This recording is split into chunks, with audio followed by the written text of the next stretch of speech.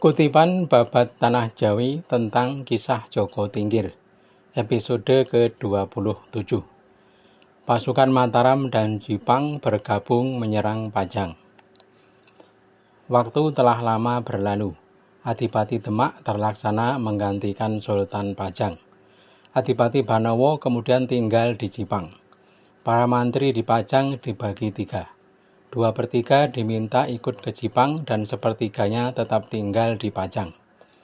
Banyak jabatan yang lowong kemudian diisi oleh para pembantu Adipati Demak yang diangkat menjadi punggawa negeri Pajang. Para punggawa Pajang yang lama banyak kehilangan kedudukan dan tanah garapan. Para mantri Pajang yang lama merasa sakit hati dan disia-siakan. Mereka lalu mengirim mantri pengalasan untuk mengadu ke Mataram. Pengalasan sudah masuk ke dalam puri dan bertemu dengan Senopati ing Ngalogo.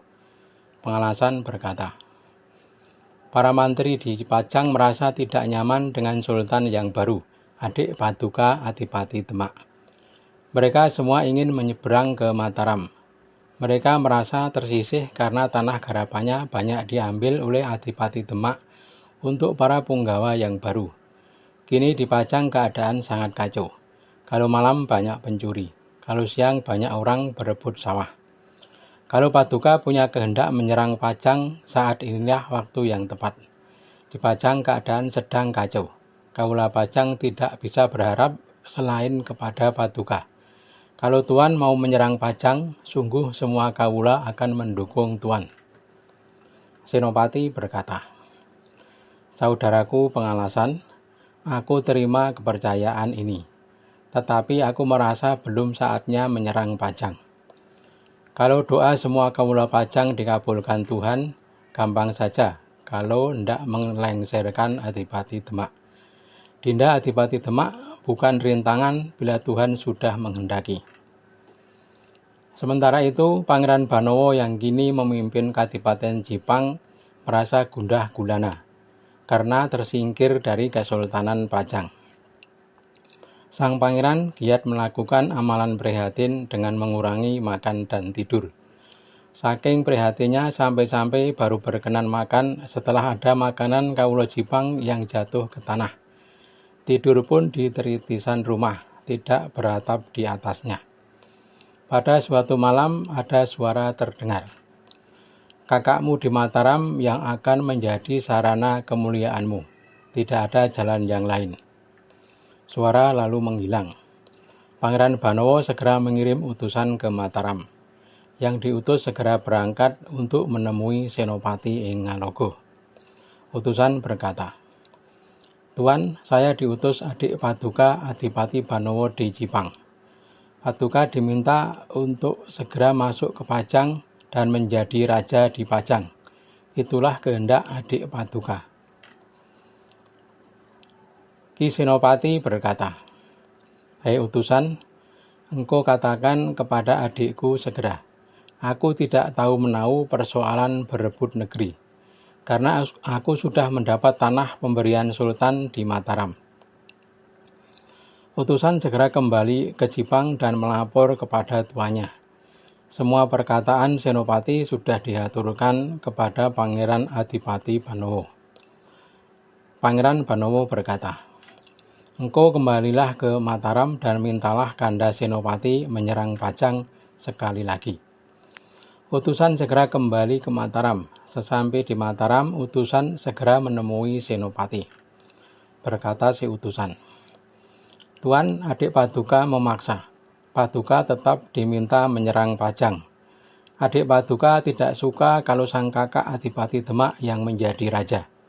Adik Paduka juga berpesan jika Paduka tak mau membantu, beliau memilih mati saja. Lebih baik jika Paduka yang menggantikan sebagai raja di Pajang. Kalau Paduka berkenan, adik Paduka rela.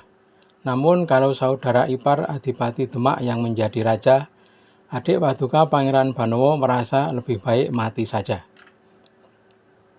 Senopati berkata, hei utusan, kalau seperti itu keinginan Dinda Banowo, aku ambil negeri Pajang. Hei utusan, katakan kepada Dinda Banowo, aku minta dia datang ke Mataram. lewatlah Gunung Kidul. Utusan menyembah dan bergegas kembali ke Jipang. Sesampai di Jipang, segera masuk ke Puri dan menemui Adipati Jipang Pangeran Banowo. Utusan berkata, "Pangeran, kakak Paduka mengundang Paduka untuk datang ke Mataram." Pangeran Banowo pagi harinya segera berangkat beserta pasukannya menuju Mataram melalui Gunung Kidul. Singkat cerita, perjalanan Pangeran Banowo sudah sampai di desa Weru. Sementara itu, Senopati sudah menyiapkan pasukannya dan berangkat menyambut kedatangan Pangeran Banowo. Keduanya kemudian bertemu di desa Weru. Dan karena hari sudah menjelang malam, keduanya memutuskan bermalam di Weru. Di Pajang sudah tersiar kabar pergerakan pasukan kedua wilayah tersebut. Pasukan Jipang dan Mataram bersatu hendak menyerang Pajang. Para mantri di Pajang sebagian besar merasa gembira. Mereka yang selama ini terpinggirkan bermaksud membalas dendam kepada orang-orang Punggawa dari Demak. Mereka mengatakan bahwa langkah Pangeran Banowo sudah benar, karena dialah yang mewarisi negeri Pajang dari mendiang Sultan Pajang Hadiwijoyo. Mereka semua bersepakat hendak menyeberang ke pihak musuh. Para mantri Pajang yang sudah lama kemudian berangkat ke desa Weru menemui Pangeran Banowo dan Senopati.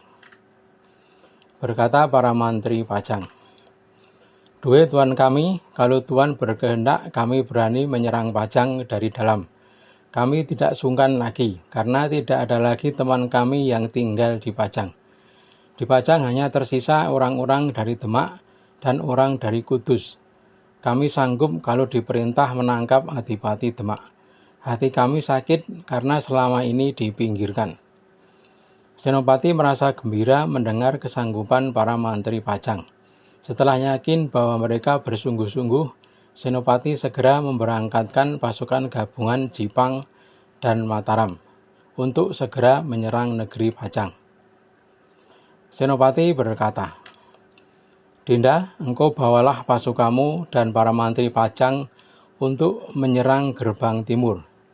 Cegatlah jika ada yang keluar dari sana. Adapun pasukanku dari Mataram akan menyerang gerbang barat." Kedua pasukan segera berangkat ke tempat masing-masing. Pajang sudah dikepung rapat. Dalam kota terasa sepi. Para mantri Pajang dan pasukannya sudah menyeberang ke pihak musuh, dan kini bergabung dengan pasukan dari Jipang menyerang di timur kota. Hanya tinggal pasukan dari Demak dan Kudus yang masih tersisa. Pasukan Senopati sudah bersiap masuk ke kota melalui gerbang barat.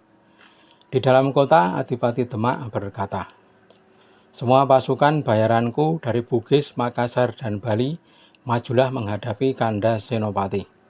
Ingatlah untuk membawa peluru emas dan perak. Ketahuilah, Senopati sangat kuat dan pemberani. Kalau kalian sampai mundur, kalian akan aku bunuh, karena kalian pasukan bayaran yang sudah aku beli." Prajurit Bugis, Makassar, dan Bali bersiap di pelantaran kota. Ketika pasukan Mataram datang, mereka segera memberontongkan senjata dari atas pelataran. Peluru berjatuhan seperti hujan. Sorak-sorai pasukan bergemuruh memenuhi angkasa. Seketika langit gelap oleh asap mesiu.